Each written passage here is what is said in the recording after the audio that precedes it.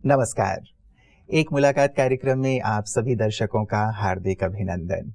जैसा आप हमेशा जानते हैं, इस मंच पर हमेशा एक नए मेहमान के साथ हम आपके सम्मुख उपस्थित होते हैं, जो अपनी फील्ड में दिग्गज होते हैं, जो अपने फील्ड के सुंदर अनुभवों से भरे हुए होते हैं और जो हमें भी प्रेरित करते हैं कि हम अपनी फील्ड में बेहतर से बेहतर कैसे करें। इसीलिए हमें इंतजार रहता है इस शो का कि इस बार कौन महानुभाव हमसे मुखातिब होने वाले हैं। आज हमारे साथ जो हैं उन्हें आप प्रायः टेलीविजन पर देखते होंगे, संभवतः आपके बहुत प्रिय और दिल के बहुत करीब भी होंगे। बहुत सारे टेलीविजन सीरियल में आपने काम किया है, चाहे वो ससुराल सिमर का हो, हरी मिर्च, लाल मिर्च हो और भी बहुत सारे। संभवतः आपके जहन में बहुत सारे फोटोज उभर रहे होंगे। चलिए, आपके इंतजार को ज़्यादा ना बढ़ाते हुए मैं उनका परिचय दिए देता हूँ। आप हैं अभिनंदन जी। आइए उनका स्वागत करते हैं और एक मुलाकात कार्यक्रम की शुरुआत करते हैं। बहुत बहुत स्वागत और अभिनंदन है अभिनंदन जी का। शुक्रिया। बहुत प्यारा सा नाम दिया है मम्मी पापा ने आपको। जी जी जी। वैसे जीवन जो अब तक आपने जिया है, लगा कि जहाँ भी जाते हैं वहाँ अभिनंदन होता है या थोड़ा कठिनाई, स्ट्रगल, इनका भी सामना करना पड़ता है? नहीं, कठिनाई तो, स्ट्रगल तो सहना ही पड़ता है। वो तो उसके बिना तो लाइफ मैं कहता हूँ अधूरी है। अगर वो आपको सहने को ना मिले जी, तो लाइफ का मजा भी नहीं है एक तरह से तो बाकी अभिनंदन तो होता ही है, नाम अभिनंदन है, हर जगह अभिनंदन बड़ा अच्छा लगता है। यहाँ जब भी मधुबन आना होता है तो क्योंकि इतने प्यारे लोग हैं यहाँ पे और इतनी अच्छी सोल्स हैं कि वैसी बहुत वेलकमिंग नेचर है यहाँ पे, अच्छा लगता है बहुत सुंदर। लेकिन जो आपका फील्ड है, हमारे सभी दर्शक जानना चाहेंगे कि इसका चयन आपने क्यों किया? बाई चांस हो गया या बचपन से स्वप्न था कि मैं भी टेलीविजन या फिल्मों में आऊं? नहीं, मेरा मैं एक होता ना कि मैंने कभी सोचा नहीं था कि मुझे एक्टर बनना है। मैं एक्टर बनना ही नहीं चाहता था। मेरे डैड चाहते थे कि मैं एक्टर बनूं। अच्छा जी, पर मैं एक्टर नहीं बनना चाहता। मेरे डैड को शौक था एक्टर बनने का, वो आर्मी में थे जी। वो धर्मेंद्र सर के बहुत बड़े फैन। एक होता फैन, एक होता बहुत बड़े फैन। वो बहुत बड़े फैन जी जी जी।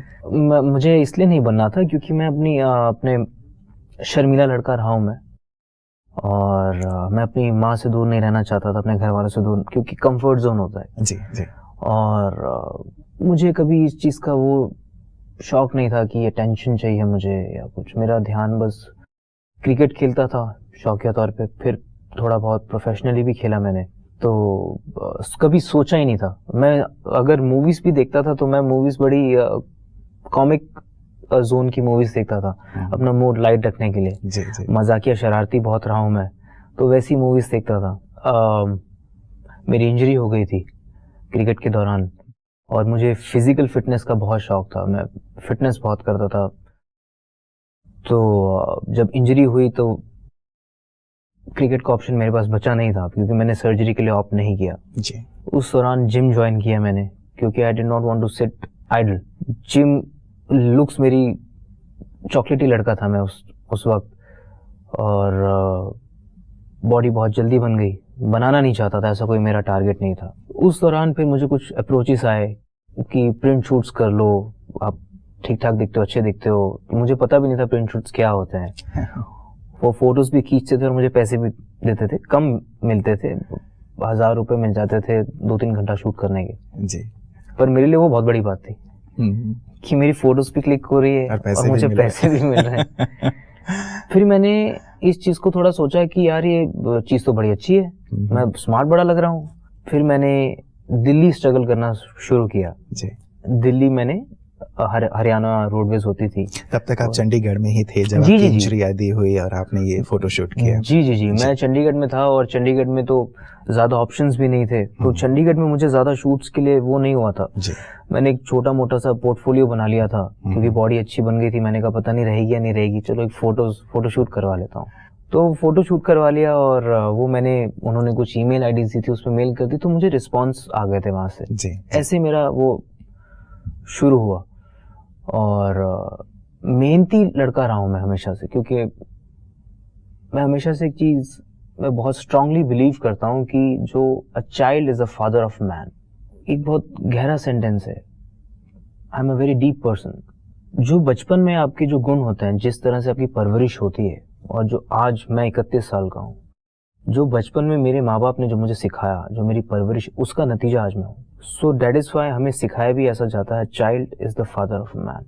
तो जो मेहनत करने का जो जुनून था ना, वो हमेशा बचपन से था मेरे, चाहे कोई भी चीज़ मैं करूँ। अगर मुझे नहीं करनी तो मैं टच नहीं करता था जी। वहाँ अभी भी मुझे वो याद है, जब मैं ऑडिशन देने के लिए गया था, जो स्क्रिप्ट मेरे पास आई थी, वो इस मामले में थोड़ा सा लकी हूँ मैं कि जब मैं कोई चीज़ पढ़ता हूँ तो मुझे कुदरती याद हो जाती है एकदम से, मुझे उसके लिए एफर्ट नहीं लगाना पड़ता। मैंने दूसरे लड़कों को देखा, वो एक ने टी शर्ट यहाँ रखी हुई थी और दीवारों से बात कर रहे थे। ये क्या कर रहे हैं? 2-3 लड़के थे मेरे सामने। CID की शूटिंग चल रही थी उस वक्त, मलाड में मैंने ऑडिशन दिया था। ACP प्रद्युमन जी थे जी, दया जी थे। मैंने तुरंत अपना बोला मैं रेडी हूँ।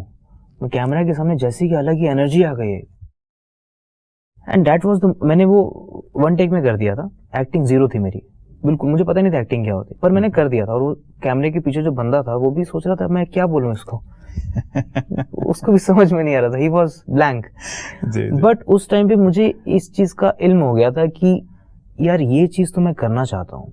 I did not think of getting selected for that role.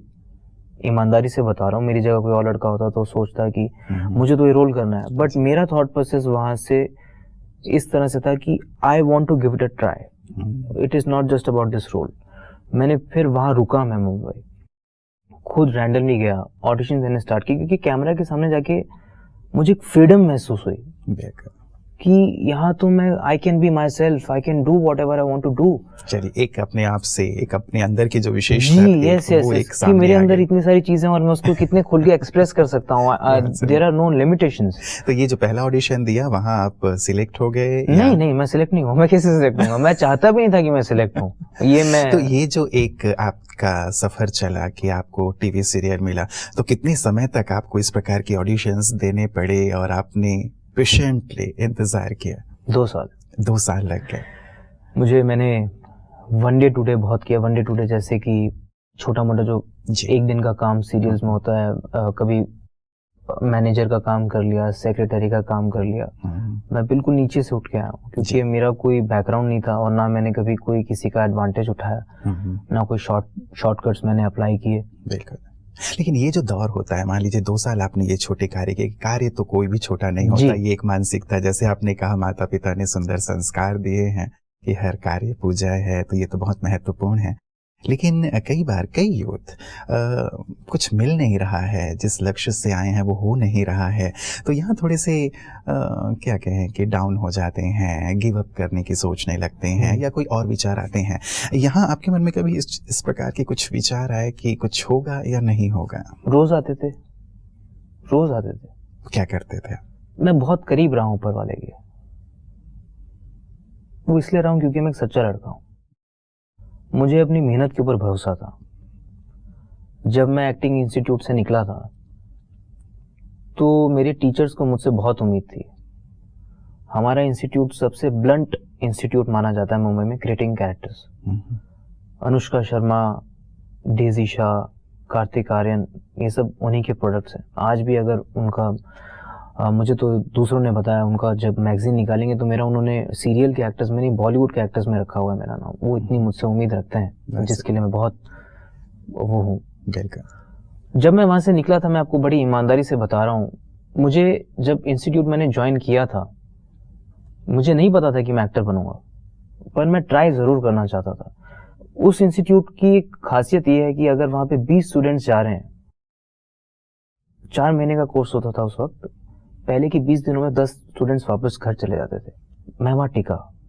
वहाँ मुझे महसूस हुआ जब कि मेरे अंदर क्या क्या है, और शायद ये पहले से था। मुझे उस टाइम मैं बिल्कुल बदल गया था। वो एक ट्रांसफॉर्मेशन वाला फेज था मेरी जिंदगी में। तब कहते हैं ना कि मेरा खुद के ऊपर कंट्रोल, मतलब ये मैं ही हूँ, मुझे किसी चीज की कोशिश नहीं करनी पड़ती थी। वहां से जब मैं निकला था, मुझे इस चीज का बहुत अच्छे से एहसास था कि टेलीविजन इंडस्ट्री में मैं जरूर एक दिन कहीं ना कहीं होऊंगा, जरूर होऊंगा। और आज भी मैं कह रहा हूं, मैं जरूर उस मुकाम तक पहुंचूंगा, ये मेरा कॉन्फिडेंस है। बिल्कुल, ओवर कॉन्फिडेंस है। नहीं, हमारी प्रार्थना भी है और शुभकामनाएं भी कि आप जरूर यहाँ तक तो पहुंचे। मैं जब वहां से निकला, मैं ये चीज इसलिए कहना चाहता हूँ कि जो यंगस्टर्स हैं वो, आपने बहुत सही बात कही कि वो डीमोटिवेट हो जाते हैं। मैं एक एग्जाम्पल हूँ उस चीज के लिए कि शायद किसी को मदद हो जाए। मुझे रोज ऑडिशन देने पड़ते थे, रोज ऑडिशंस। जैसे हम पढ़ाई करते हैं, हम एग्जाम्स दे देते हैं, हमने 6 क्वेश्चंस होते हैं, 8 क्वेश्चंस होते हैं, हमने उनमें से अगर 5 के भी जवाब दिए हैं तो हमें आइडिया होता है कि हम पास तो हो जाएंगे।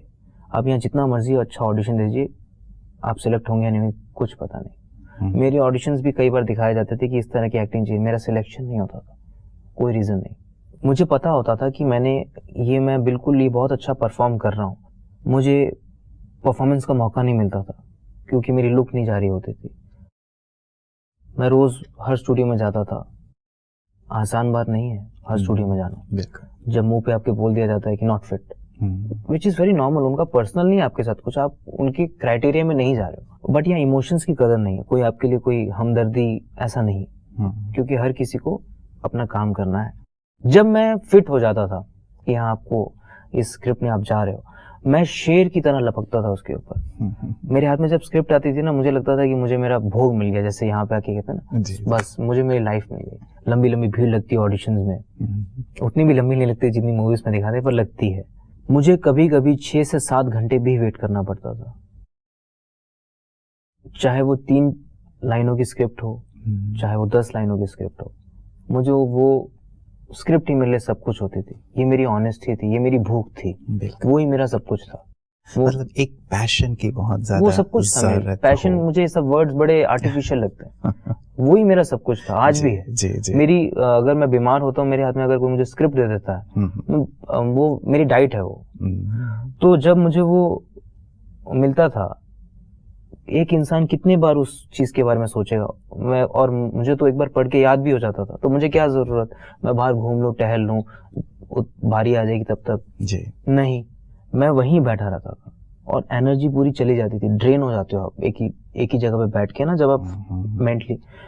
जब मेरी बारी आती थी, मुझे पता होता था मेरे पास सिर्फ एक टेक होगा, दूसरों ने चाहे 5 टेक ले लिए हो, चाहे 6 टेक ले लिए, उस एक टेक के उसमें मेरी जो 6 घंटे की मेहनत होती थी, चाहे वो 15 सेकंड का क्लिप हो, वो 6 घंटे की मेहनत 15 सेकंड में दिखती थी। मैं फर्स्ट टेक में करता था। और आज जब भी मैं टेलीविजन इंडस्ट्री में काम करता हूँ, जिन भी लोगों के साथ मैंने काम किया है, चाहे मेकअप आर्टिस्ट से लेकर डायरेक्टर हूँ, मैं जब सेट पे जाता हूँ, फ्लोर पे जाता हूँ, एक रिस्पेक्ट होती है। डायरेक्टर कहता है मेरा एक्टर आ गया, he is a one take artist. वो मैं चाहता हूँ हर यंगस्टर उस चीज को, कभी भी सच्चे रहो अपने साथ जी। जब आप अकेले में होते हैं ना, जब आपके आसपास कोई नहीं होता, कोई भी नहीं होता, जब आप सिर्फ आप होते हो, तब जो आप चाहते हो करना, जो वो आपकी असली चाहत होती है। और उस चाहत को बरकरार रखने के लिए जो हिम्मत चाहिए, अगर आप सच्चे रहोगे, आपको खुदा देगा।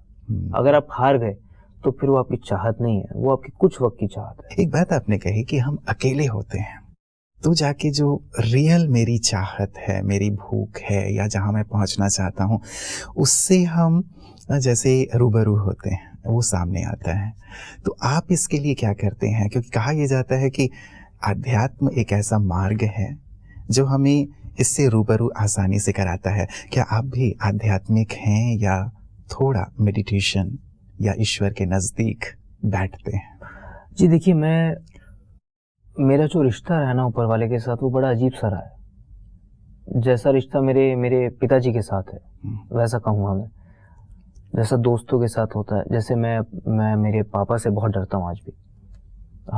मुझे अभी ठीक से याद भी नहीं आ रहा मैं उनको पिछली बार गले कब मिला था, लेकिन दिल में बहुत मोहब्बत है।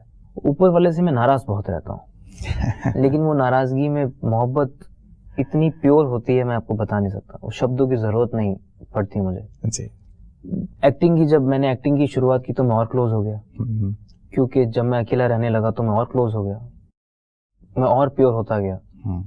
आज भी लोग मुझे कहते हैं कि, मुझे ऐसे बोलते हैं, जिंदल साहब जो आपने मेहनत की थी ना 2 साल, आप उसका खा रहे हो आज। कि जो आप अकेले में जो आप साधु बन गए थे, बिल्कुल।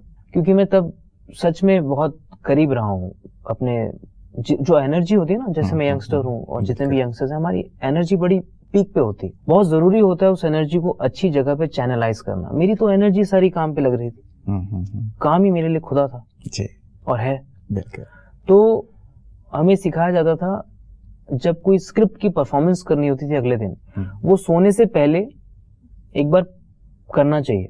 वो आपके सबकॉन्शियस माइंड में फीड हो जाता है। जी जी। जब आप सुबह उठते हैं, उठने के बाद सीधा वही चीज करनी है, वो आपके सबकॉन्शियस माइंड में फीड हो जाता है। ये चीज मैंने 2 साल तक बरकरार रखी। एक्टिंग इंस्टीट्यूट से पास आउट होने के बाद जी। मैंने ये चीज 2 साल तक बरकरार रखी और आज मुझे वो ऐसी हो गई कि जैसे खाना खाते हैं तो जरूरत नहीं होता कि वो अपने आप मेरे अंदर जा चुका है, वैसे ही अब हो गया है मेडिटेशन। जी। मैंने शोभा सिस्टर से पालना ली थी, मेरी माता जी ने मुझे उनसे, मैं बहुत खुशकिस्मत हूँ। आपने बताया कि आपकी माता श्री आध्यात्मिक विद्यालय जी से जी, जुड़ी वो हुई 12 हैं साल से हैं, ब्रह्मा कुमारी तो से। 12-13 साल। मेरे फादर तो वो तो जरूर थोड़ा थोड़ा आपको कुछ ना कुछ फीड करती ही रही नहीं होंगी। नहीं, मैं बड़ा एक जिद्दी बच्चा हूँ। मैं इतनी जल्दी बात नहीं मानता मेरे माँ बाप की। तो ये बात मैंने उनकी कभी मानी नहीं जी।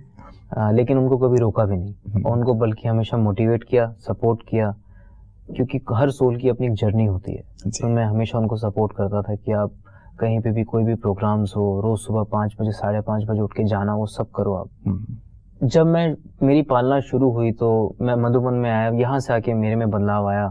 बार बार हारने के बावजूद वो आपकी असली चाहत है। जब आप उस मुकाम पे पहुंचोगे ना, लोग खड़े होकर आपके लिए तालियां बजाएंगे। आप बहुत लोगों की दुआएं लोगे कि आपको देखकर और लोगों को बहुत कुछ मिला। वो चीज मुझे यहाँ से मिली।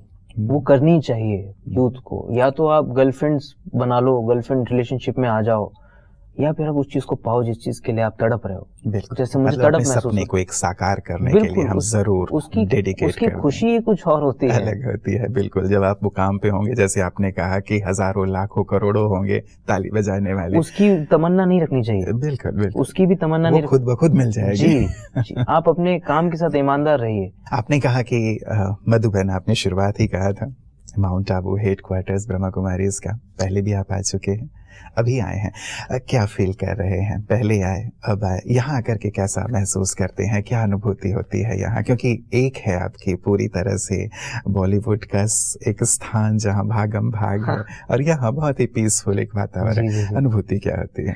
जैसे सब देख रहे हैं आपको, वैसे ही सब यहाँ पे बड़ी प्लीजिंग वाइब्स हैं यहाँ पे, which is completely opposite to what we face in our normal lives. जी। क्योंकि बहुत भाग दौड़ वाली जिंदगी है, इतना वक्त नहीं होता किसी के बारे में सोचने का। यहाँ पे आके ठहराव आ जाता है जिंदगी में, शक्ति आ जाती है आप में आगे बढ़ने की। जी। लेकिन इतना मैं जरूर कहूँगा कि जिस फील्ड से मैं बिलोंग करता हूँ, और जो भी कोई भी प्रोफेशन से हो, यहाँ पे आने के बाद ऐसा नहीं होना चाहिए कि यहाँ पे आप आए और चले गए। खुदा के साथ ईमानदारी बरकरार रहनी चाहिए। चाहे आप यहाँ पे नहीं भी आए, पर आपका जो ईमान है वो सच्चा होना चाहिए उसके लिए। यहाँ पे आके आप बड़े कुछ वक्त के लिए अच्छे बन गए, मजा नहीं आता उसमें। उन चीजों से सीखिए, समझदार बनिए, उसको अपने काम में अप्लाई कीजिए, आगे बढ़िए। जब आपको मुकाम मिल जाए, दूसरों की सेवाएं करें। इस बार आप यहाँ से क्या लेकर के जाएंगे? क्योंकि वहां जाकर के वही भाग दौड़, तो यहाँ से क्या लेके जा रहे हैं, ताकि जो आपने कहा कि थोड़ा सा ठहराव, थोड़ी सी एक मानसिक अनुभूति, ताकि वहां भी बरकरार रहे? मुझे तो बहुत कुछ मिल गया पिछली बार जब मैं आया। मुझे तो बहुत कुछ मिल गया। मैं जब लंबी शूटिंग, जब थोड़ी ज्यादा स्ट्रेसफुल, जब 15-16 घंटे का शूट होता था, तो मेरी आदत हो गई थी ड्रिंक करने की। मैं यहाँ आया, मुझे कुछ महसूस हुआ, यहाँ पे रूम में बैठा हुआ था मैं, एक बार नहीं 2-3 बार महसूस हुआ था, और मुझे फिर उस चीज को छोड़ने के लिए मुझे एफर्ट नहीं डालना पड़ा, वो चीज छूट गई। मतलब आप शराब से पूरी तरह मुक्त? बिल्कुल, फिलहाल तो हूँ, और उम्मीद है कि ऐसा ही रहेगा। बिल्कुल ऐसा ही होगा जी। और उसके अलावा और बहुत सारी चीजें हैं पर्सनल लाइफ में, मैं बदलाव आया मुझ में जी। मैं एक रिश्ते में था, मेरी शादी भी होने वाली थी, वो हो नहीं पाई। तो अब मुझे किसी की जरूरत नहीं महसूस होती, जो उसने सोचा है वो होगा। और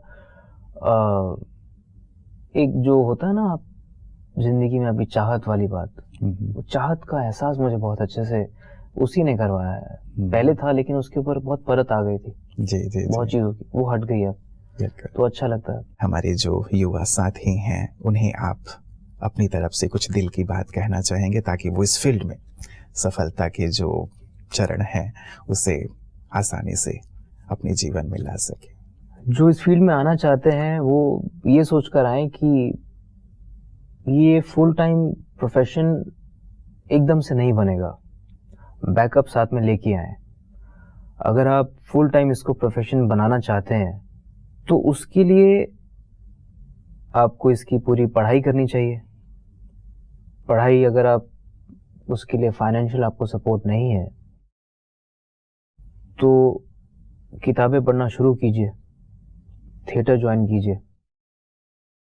ये सोच के मत आइए कि वो स्टार है, उसके पीछे इतने लोग हैं, वो सब बहुत आर्टिफिशियल चीजें हैं। आप ये देखिए कि जिसको आप बहुत चाहते हैं, किसी भी एक्टर को अगर आप बहुत चाहते हैं, आप उसके पीछे की स्टोरी देखिए कि वो वहां तक कैसे पहुंचे हैं, उस चीज के ऊपर आप फोकस कीजिए। अगर तब भी आप करना चाहते हैं तब आप आइए। और मुंबई एक ऐसा शहर है जहां पे बहुत सारी टेम्पटेशंस हैं, क्योंकि अक्सर लोग ऐसे गांव से शहरों से आते हैं जहां पे वो सब इतना मॉडर्न वाला जमाना नहीं होता। जब आप मुंबई में आते हैं, यहाँ पे हर चीज बहुत ही इजीली अवेलेबल होती है। वो चकाचौंध देखकर अब वी गेट कैरिड अवे, वो नहीं। अपनी जो कोई भी आप चीज करना चाहते हैं उसके लिए आपका विल पावर, आपकी जो डेडिकेशन है वो बिल्कुल बैंग ऑन होनी चाहिए, तभी आइएगा। यहाँ पे आके अगर आप सोचें कि रोज शाम को मरीन ड्राइव जाना है या फिर बाइक पे घूमना है, पिक्चर देखने जाना है, गर्लफ्रेंड्स बनानी है, पार्टी करनी है, तो फिर आप अपना वक्त ज़ाया कर रहे हैं, आप अपने माँ बाप को धोखा दे रहे हैं। अगर आप ऐसा कर भी लेंगे, 1-2 साल एंजॉय कर लेंगे, फिर आपको मजबूरी में वो काम करना पड़ेगा जो आपके माँ बाप आपको करने के लिए बोलते थे। तो इससे अच्छा है कि अगर आप मुंबई आना चाहते हैं, ये सोच के आइएगा कि मैं अपनी सारी ज़िंदगी, जो अपना बचपन है, जो एक जवान, जो मेरे दोस्त यार जो मौज मस्तियाँ करते हैं, उन सब चीज़ों को कुर्बान करने के लिए तैयार हूँ, तब मुंबई आइए। वो कुर्बानी चाहिए, मुंबई आइए। मुंबई एक ऐसा शहर है जहाँ पे आपके सपने सच में पूरे हो सकते हैं, लेकिन वो ईमानदारी चाहिए। हमें हमेशा कहा जाता है कि एक अच्छे एक्टर को अच्छा इंसान होना ज़रूरी है या नहीं। एक्टर आप हैं या नहीं वो ज़रूरी नहीं है, अच्छा इंसान होना बहुत ज़रूरी है, आप जिस मर्जी प्रोफेशन में हो। मैं आपसे ये नहीं कहूँगा कि आप स्पिरिचुअल हो जाइए, वो एक बहुत ही ब्रॉड टर्म हो गया स्पिरिचुअल होना। खुद के साथ ऑनेस्ट रहना, उसके लिए एक डिसिप्लिन होना चाहिए, एक आपका टाइम टेबल होना चाहिए। आप रात को सोते हैं, वो सबसे इम्पॉर्टेंट टाइम होता है कि सोने के वक्त आप क्या कर रहे हैं, सोने से पहले आप क्या कर रहे हैं, और जब आप उठते हैं तब आप क्या कर रहे हैं। सोने एक दवा की तरह काम करता है। अपने आप को वक्त दीजिए। Self discovery is the most important discovery for any individual. और वो कैसे आएगी? जब आप खुद से जब आप रूबरू होंगे ना, अपने आप बातें करने लगेंगे ऊपर वाले से। वो कोई ऐसी कोई चीज़ नज़र नहीं आती है हमको, हम किससे बात कर रहे हैं, पर आप जब बात करेंगे आपको जवाब मिलेंगे, तब आपका विजन क्लियर होगा, आप अपने गोल की तरफ और स्मूथली जाएंगे। ऑब्स्टेकल्स बहुत आएंगे, वो तो आने चाहिए, उसी से तो आपकी ग्रोथ होगी, पर उनको फाइट करने की पावर आपको मिल जाएगी। अपने जो टाइम है ना, जो वक्त है, उसको सही तरह से स्केड्यूल करके, चैनलाइज करके सही जगह पे लगाइए। अपना वक्त जो है अपने आप को दीजिए, ऊपर वाले को दीजिए। जो आपके आसपास के लोग हैं वो हमेशा ध्यान में रखिए, वो किस तरह के लोग हैं। अपने आप में बदलाव आएंगे, आप एज अ पर्सन आप ग्रो करेंगे, और जो आपका मकसद है वो खुद ब खुद आपको नजर आना शुरू हो जाएगा।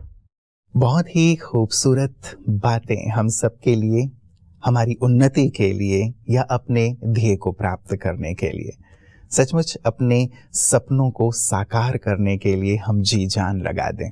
उसके लिए अपने आप को डेडिकेट कर दें, तभी वो हासिल होता है। हम टेलीविज़न पे या फिल्मों पे बड़े बड़े स्टार्स को देखते हैं या बड़े बड़े लोगों को भी देखते हैं जो अन्य क्षेत्रों के हैं, लेकिन उन्होंने वहाँ तक पहुँचने के लिए बहुत परिश्रम किया है, बहुत कुछ त्यागा है, उसकी ओर भी हमारा ध्यान ज़रूर होना चाहिए। और एक सबसे महत्वपूर्ण बात जो इन्होंने कही कि हम थोड़ा वक्त अपने आप को ज़रूर दें।